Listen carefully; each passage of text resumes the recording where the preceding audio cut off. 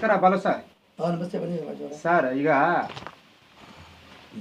ಈಗ ಅರಣ್ಯ ಸಂರಕ್ಷಣಾಧಿಕಾರಿ ಆ ಒಂದು ಯಡಿಯಾಲ ಒಂದು ಸಬ್ ಡಿವಿಷನ್ ಇದಕ್ಕೆ ಬಂದಿದ್ದಾರೆ, ವರ್ಗಾವಣೆಗೆ ಬಂದಿದ್ದಾರೆ ಸರ್. ನಿಮ್ಮ ಇದರಲ್ಲಿ ಈ ವರ್ಗಾವಣೆ ಈಗ ಸರ್ಕಾರದ ನಿಯಮದ ಪ್ರಕಾರ 2 ವರ್ಷಕ್ಕಿಂತ ಜಾಸ್ತಿ ಇರಬಹುದಾ?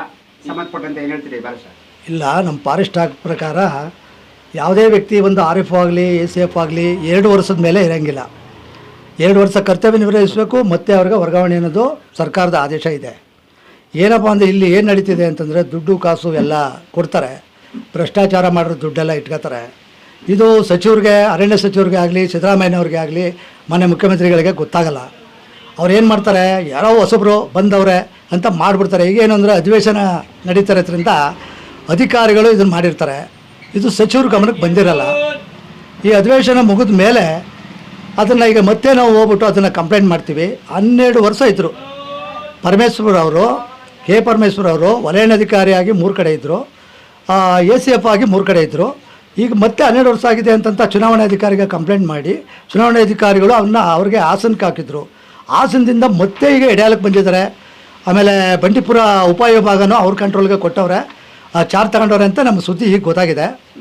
ಅದರಂತೆ ಈಗ ನಾವು 12 ವರ್ಷ ಆಗಿರೋದ್ರಿಂದ ನಾವು ಅವನ್ನ ತಿರುಗಿ ಅಲ್ಲೇ ಮುಂದುವರಿಸಿದ್ರೆ ಈ ಕಾಡನ್ನ ಭ್ರಷ್ಟಾಚಾರ ಮಾಡಿ ಮಾರ್ಬಿಡ್ತಾರೆ.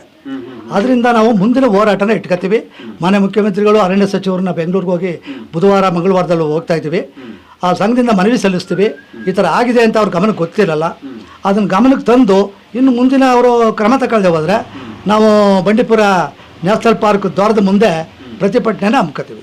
ಸರ್, ಇದಕ್ಕಿಂತ ಮುಂಚೆ ನೀವು ಈ ಒಂದು ಸರ್ಕಾರದ ಒಂದು ಗಮನಕ್ಕೆ ನೀವು ತಗೊಂಡಿದ್ದೀರಾ? ಇದನ್ನು ಸರ್ಕಾರದ ಗಮನಕ್ಕೆ ಹಲವಾರು ಬಗೆ ತಂದು, ಚಾಮರಾಜನಗರ ಜಿಲ್ಲಾಧಿಕಾರಿಗಳ ಗಮನಕ್ಕೆ ತಂದು ಅವರು ಸುಧಾ ಮಾಹಿತಿ ನಮಗೆ ಲೆಟರ್ ಕಳಿಸಿದ್ದಾರೆ. ಆ ಚುನಾವಣಾಧಿಕಾರಿಗಳು ಸರ್ಕಾರಕ್ಕೆ ಬರೆದು ಸರ್ಕಾರದವರು ಅವರು ಚುನಾವಣಾಧಿಕಾರಿಗಳ ಆದೇಶನ ಉಲ್ಲಂಘನೆ.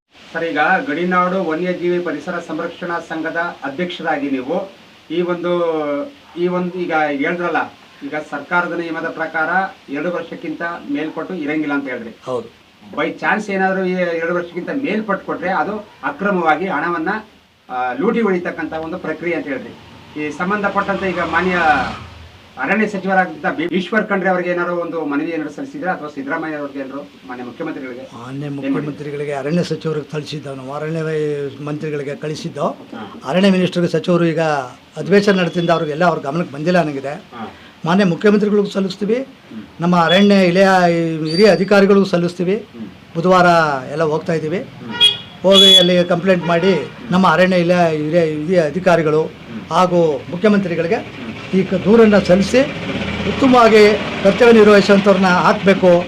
ಇದು ನ್ಯಾಷನಲ್ ಪಾರ್ಕ್ ಇದು ಅಂತಂದರೆ ಡೆಲ್ಲಿ ತನಕನೂ ಹೆಸರಿದೆ, ವಿದೇಶಕ್ಕೆಲ್ಲ ಹೆಸರಿದೆ ಬಂಡೀಪುರ.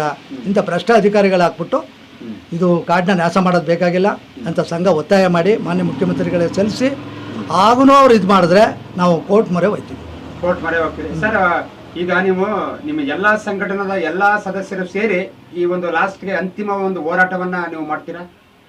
ಈಗ ಬಂಡೀಪುರ ಅಲ್ಲಿ ಒಂದು ಪ್ರತಿಭಟನೆ ಮಾಡಲೇಬೇಕು ಸರ್. ಈಗ ಸರ್ಕಾರದ ಗಮನಕ್ಕೆ ಇವರು ನಾವು ಕೊಟ್ಬಿಟ್ಟು ಬಂದ ಅರ್ಜಿಗಳನ್ನ ಕೆಲವು ಗುಮಾಸ್ತರುಗಳು ಇಟ್ಕೊಂಡಿರ್ತಾರೆ, ಅವಸ್ಕತಾರೆ.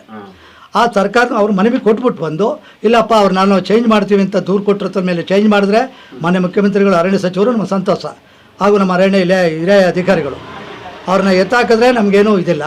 ಅವ್ರು ಎತ್ತಾಕದೆ ಹೋದರೆ ನಾವು ಮುಂದಿನ ಹೋರಾಟನ ಬಂಡೀಪುರದ ದ್ವಾರದ ಮುಂದೆ ನಾವು ಹಮ್ಮಿಕೊತೀವಿ. ಕಳೆದ ಒಂದು 2 ವಾರ ಮತ್ತು 3 ವಾರದ ಹಿಂದೆ ಒಂದು ಬೆಂಗಳೂರಿಗೆ ಹೋಗಿ ತಾವು ಒಂದು ಮನವಿನ ಸಲ್ಲಿಸಿ ಬಂದೆ. ಹೌದು. ಇದಕ್ಕೆ ಏನು ಸ್ಪಂದನೆ ಏನಿಲ್ಲ?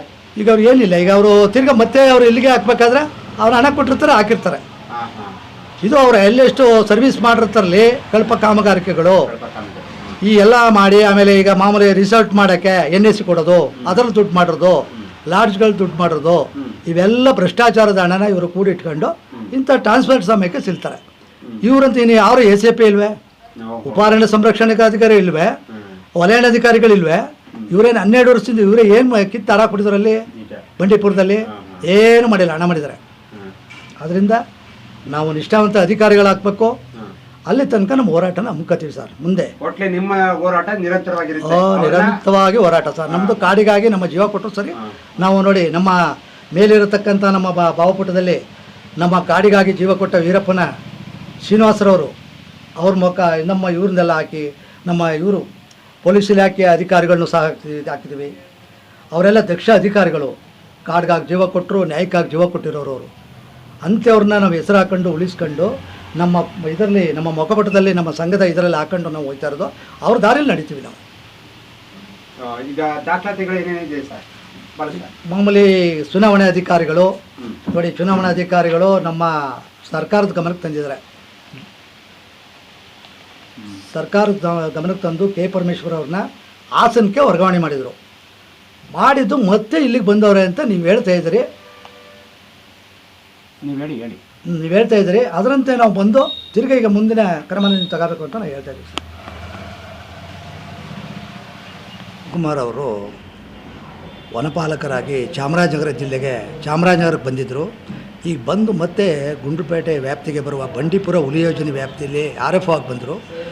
ಆ RFO ಆಗಿ ಓಂಕಾರು ವಲಯ, GS ಬೆಟ್ಟ ವಲಯ, ಈಗ ಅಲ್ಲಿ ಕುಂತಕೆರೆ ವಲಯದಲ್ಲಿದ್ದಾರೆ, ಗುಂಡ್ಲುಪೇಟೆಯಲ್ಲಿದ್ದಾರೆ. ಈಗ ಅವರು ACF ಆಗೋ ತನಕ ಹೋಗಲ್ಲ ಅಂತ. ACF ಆಗಿದ್ರು ಸರ್ಕಾರ ಕೊಡಲಿ, ಸಂತೋಷ, ಆದರೆ ತನಿಖೆಗೆ ಆದೇಶ ಮಾಡಲಿ.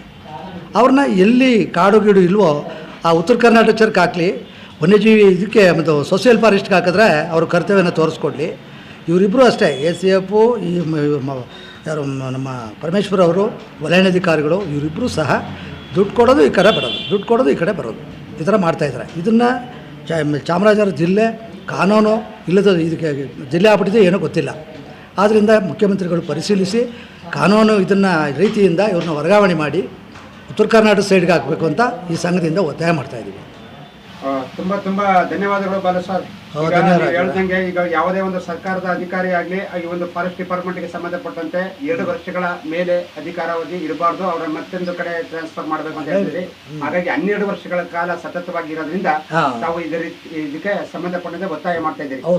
ಬೇರೆ ಕಡೆ ಅಧಿಕಾರಿ ಆಗಲಿ ACF ಆಗಲಿ ಸರ್ವಿಸ್ ಆಗಿರೋರು ಎತ್ತಾಕಿ ನಮ್ಮ ಒತ್ತಾಯ. ತುಂಬಾ ಧನ್ಯವಾದಗಳು ಸರ್. ನಮಸ್ಕಾರ ಸರ್.